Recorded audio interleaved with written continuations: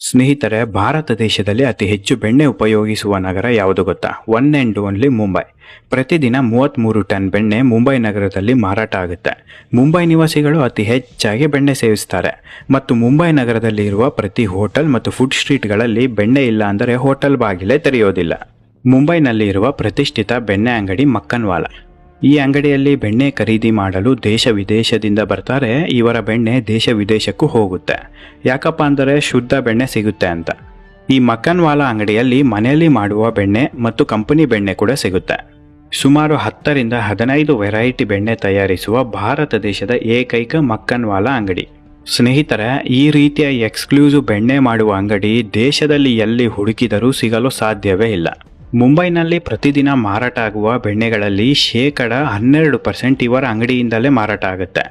ಪ್ರತಿದಿನ ಸಾವಿರಾರು ಕೆಜಿ ಬೆಣ್ಣೆ ಬೇರೆ ದೇಶದಲ್ಲಿ ನೆಲೆಸಿರುವ ಭಾರತೀಯರು ಖರೀದಿ ಮಾಡ್ತಾರೆ. ಕರ್ನಾಟಕ ರಾಜ್ಯದಲ್ಲೂ ಕೂಡ ಇವರ ಬೆಣ್ಣೆ ಖರೀದಿ ಮಾಡ್ತಾರೆ. ಸ್ವತಂತ್ರ ಬಂದಾಗ ಮಕ್ಕನ್ವಾಲಾ ಅಂಗಡಿ ಮುಂಬೈಯಲ್ಲಿ ಶುರುವಾಗುತ್ತೆ. ಅಂದರೆ 77 ವರ್ಷದಿಂದ ಬೆಣ್ಣೆ ಅಂಗಡಿ ಮುಂಬೈ ನಗರದಲ್ಲಿ ಇದೆ. ಮಕ್ಕನ್ವಾಲಾ ಅಂಗಡಿ ಶುರುವಾಗಿ 77 ವರ್ಷ ಆದರೂ ಬೇರೆ ಬ್ರಾಂಚಸ್ಗಳನ್ನು ಮಾಡಿಲ್ಲ. ಕೇವಲ ಒಂದೇ ಬ್ರಾಂಚ್ ಇದೆ. ಅಷ್ಟೇ ಅಲ್ಲದೆ ಸ್ವಂತ ಬೆಣ್ಣೆ ತಯಾರಿಸುವ ಫ್ಯಾಕ್ಟರಿ ಕೂಡ ಇದೆ. ಅತ್ಯಂತ ಹೈಟೆಕ್ ಫ್ಯಾಕ್ಟರಿ. ಯಾವ ಕಂಪನಿ ಫ್ಯಾಕ್ಟರಿಗಳಿಗೂ ಕಮ್ಮಿ ಇಲ್ಲ, ಅಷ್ಟು ದೊಡ್ಡ ಬೆಣ್ಣೆ ತಯಾರಿಸುವ ಫ್ಯಾಕ್ಟರಿ. ಅಷ್ಟೇ ಅಲ್ಲದೆ ಈ ಮಕ್ಕನ್ವಾಲಾ ಫ್ಯಾಕ್ಟರಿಯಲ್ಲಿ 100 ಕೆಲಸಗಾರರು ಕೆಲಸ ಮಾಡುತ್ತಾ ಇದ್ದಾರೆ. ಫುಡ್ ಡಿಪಾರ್ಟ್ಮೆಂಟ್ ಅಧಿಕಾರಿಗಳು ಮಕ್ಕನ್ವಾಲಾ ಅಂಗಡಿಯ ಮೇಲೆ ರೈಡ್ ಮಾಡ್ತಾರೆ. ಸಾವಿರಾರು ಕೆಜಿ ಬೆಣ್ಣೆ ಸ್ಟಾಕನ್ನು ವಶಪಡಿಸಿಕೊಳ್ತಾರೆ. ಸುಮಾರು 15 ವೆರೈಟಿ ರೀತಿಯ ಬೆಣ್ಣೆಗಳನ್ನು ಟೆಸ್ಟಿಂಗಿಗೆ ಕಳಿಸ್ತಾರೆ. ರಿಪೋರ್ಟ್ನಲ್ಲಿ ಎಲ್ಲ ಶುದ್ಧ ಬೆಣ್ಣೆ ಅಂತ ಬರುತ್ತೆ. ಸೀಸ್ ಮಾಡಿದ ಬೆಣ್ಣೆಗಳನ್ನು ಅಧಿಕಾರಿಗಳು ವಾಪಸ್ ಕೊಟ್ಟು ಕೇಸ್ ಕ್ಲೋಸ್ ಮಾಡುತ್ತಾರೆ. ಹೌದು ಸ್ನೇಹಿತರೆ, ಕೇಸ್ ಕ್ಲೋಸ್ ಮಾಡಲೇಬೇಕು. ಯಾಕಪ್ಪ ಅಂದರೆ ರಿಪೋರ್ಟ್ನಲ್ಲಿ ಶುದ್ಧ ಬೆಣ್ಣೆ ಅಂತ ಬಂದಿದೆ. ಸುಮಾರು ವರ್ಷಗಳಿಂದ ಫುಡ್ ಡಿಪಾರ್ಟ್ಮೆಂಟ್ ಅಧಿಕಾರಿಗಳು ಮತ್ತು ಪೊಲೀಸ್ ಡಿಪಾರ್ಟ್ಮೆಂಟಿಗೆ ಸಾಕಷ್ಟು ಅನಾಮಧೇಯ ಪತ್ರಗಳು ಬರುತ್ತಾನೆ ಇರುತ್ತೆ. ಇದರ ಆಧಾರವಾಗಿ ಇಟ್ಟುಕೊಂಡೇ ರೈಡ್ ಮಾಡುತ್ತಾರೆ. ಆದರೆ ಯಾವುದೇ ಪ್ರಯೋಜನ ಆಗೋದಿಲ್ಲ. ಅಧಿಕಾರಿಗಳು ಸಾಕಷ್ಟು ಯೋಚನೆ ಮಾಡಿ ಈ ವಿಚಾರವನ್ನು food and public distribution minister Piyush Goyal ಅವರಿಗೆ ತಿಳಿಸುತ್ತಾರೆ. ಮಕ್ಕನ್ವಾಲಾ ತುಂಬ ಪ್ರಸಿದ್ಧ ಅಂಗಡಿ, ಹುಷಾರಾಗಿ ಈ ಕೇಸನ್ನು ಹ್ಯಾಂಡಲ್ ಮಾಡಬೇಕು. ಅಧಿಕಾರಿಗಳಿಗೆ ನನ್ನಿಂದ ಫುಲ್ ಸಪೋರ್ಟ್ ಇರುತ್ತೆ ಮತ್ತು ತನಿಖೆಯಲ್ಲಿ ಯಾರು ಕೂಡ ಅಡ್ಡ ಬರದಂತೆ ನಾನು ನೋಡಿಕೊಳ್ಳುತ್ತೇನೆ ಅಂತ ಪಿಯೂಷ್ ಗೋಯಲ್ ಭರವಸೆ ಕೊಡ್ತಾರೆ. ಪಿಯೂಷ್ ಗೋಯಲ್ ಅವರ ಭರವಸೆಯಿಂದ ಉತ್ತೇಜನಗೊಂಡ ಅಧಿಕಾರಿಗಳು ಮಕ್ಕನ್ವಾಲಾ ಅಂಗಡಿಯ ಗುಟ್ಟು ರಟ್ಟು ಮಾಡಲೇಬೇಕು ಅಂತ ಪಣ ತೊಡುತ್ತಾರೆ. ಅಧಿಕಾರಿಗಳು ಸೀಕ್ರೆಟ್ ಏಜೆಂಟ್ ಅನ್ನು ನೇಮಕ ಮಾಡಿ ಮಕ್ಕನ್ವಾಲಾ ಅಂಗಡಿಗೆ ಕಳಿಸುತ್ತಾರೆ. ಮಕ್ಕನ್ವಾಲಾ ಮಾಲೀಕ ಮತ್ತು ಕೆಲಸಗಾರರಿಗೆ ಹತ್ತಿರ ಆಗಿ ಅದೇ ಅಂಗಡಿಗೆ ಕೆಲಸಕ್ಕೆ ಸೇರ್ತಾನೆ. ಮೊದಲು ಬೆಣ್ಣೆ ಡೆಲಿವರಿ ಬಾಯ್ ಆಗಿ 4 ತಿಂಗಳು ನಿಯತ್ತಾಗಿ ಕೆಲಸ ಮಾಡ್ತಾರೆ. ಈ ಸೀಕ್ರೆಟ್ ಏಜೆಂಟ್ ನಿಯತ್ತಿನ ಕೆಲಸ ನೋಡಿ ಮಕ್ಕನ್ವಾಲಾ ಅಂಗಡಿಯ ಮ್ಯಾನೇಜರ್ ಪೋಸ್ಟ್ ಸಿಗುತ್ತೆ. ಕೆಲಸಕ್ಕೆ ಬಂದ ಕೇವಲ 4 ತಿಂಗಳಲ್ಲಿ ಮ್ಯಾನೇಜರ್ ಆಗ್ತಾನೆ. ಸೀಕ್ರೆಟ್ ಏಜೆಂಟ್ ಅಂತ ಗೊತ್ತಾದರೆ ಖಂಡಿತ ಜೀವಂತವಾಗಿ ಉಳಿಸಲು ಸಾಧ್ಯವೇ ಇಲ್ಲ. ತುಂಬ ನಾಜೂಕಾಗಿ ಕೆಲಸ ಮಾಡ್ತಾನೆ. 6 ತಿಂಗಳಾದ ಬಳಿಕ ಮತ್ತೊಂದು ಪ್ರಮೋಷನ್ ಸಿಗುತ್ತೆ. ಈ ಬಾರಿ ಫ್ಯಾಕ್ಟರಿ ಇನ್ಚಾರ್ಜರ್ ಆಗಿ ನೇಮಕಗೊಳ್ತಾನೆ. ಹೊರಗಡೆ ಜಗತ್ತಿಗೆ ಕಾಣುತ್ತಿರುವ ಮಕ್ಕನ್ವಾಲಾ ಅಂಗಡಿನೇ ಬೇರೆ, ಫ್ಯಾಕ್ಟರಿ ಒಳಗಡೆ ಇರುವ ಮಕ್ಕನ್ವಾಲಾ ಅಂಗಡಿನೇ ಬೇರೆ. ಸುಲಭವಾಗಿ ಹೇಳಬೇಕು ಅಂದರೆ ಹೊರಗಡೆ ಜಗತ್ತಿಗೆ ಮಕ್ಕನ್ವಾಲಾ ಸ್ವರ್ಗ, ಒಳಗಡೆ ಜಗತ್ತಿಗೆ ಮಕ್ಕನ್ವಾಲಾ ನರಕ.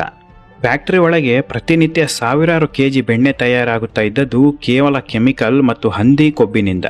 ಹೌದು ಸ್ನೇಹಿತರೆ, ನಿಜವಾಗಿಯೂ ಇದು ಎಂಥವರನ್ನಾದರೂ ಬೆಚ್ಚಿ ಬೀಳಿಸುತ್ತೆ.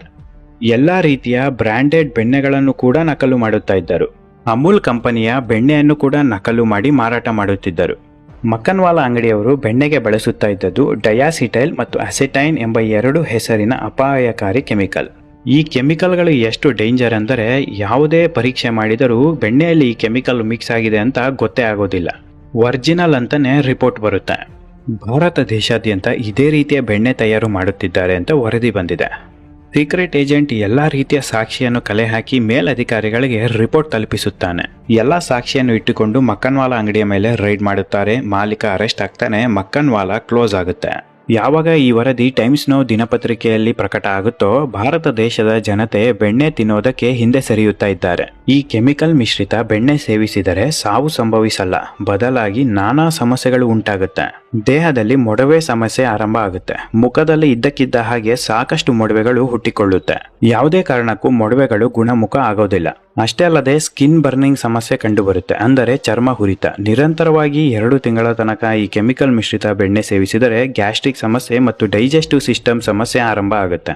ಒಂದು ಆಘಾತ ಪಡಿಸುವಂತಹ ವಿಚಾರ ಏನಪ್ಪಾ ಅಂದರೆ ಒರಿಜಿನಲ್ ಬೆಣ್ಣೆ ಬಳಸಿ ಆಹಾರ ತಯಾರು ಮಾಡುತ್ತಾ ಇರುವ ಹೋಟೆಲ್ಗಳು ಭಾರತ ದೇಶದಲ್ಲಿ ಕೇವಲ 13%. ಹೌದು ಸ್ನೇಹಿತರೆ, ಕೇವಲ 13%. ದಿನದಿಂದ ದಿನಕ್ಕೆ ಭಾರತ ದೇಶದ ಜನರ ಆರೋಗ್ಯ ಹದಗೆಡುತ್ತಾ ಇರೋದಕ್ಕೆ ಇದೇ ಕಾರಣ. ಜನಗಳು ಎಚ್ಚೆತ್ತುಕೊಂಡು ಹೊರಗಡೆ ಆಹಾರ ಸೇವಿಸೋದನ್ನು ಕಮ್ಮಿ ಮಾಡಲೇಬೇಕು.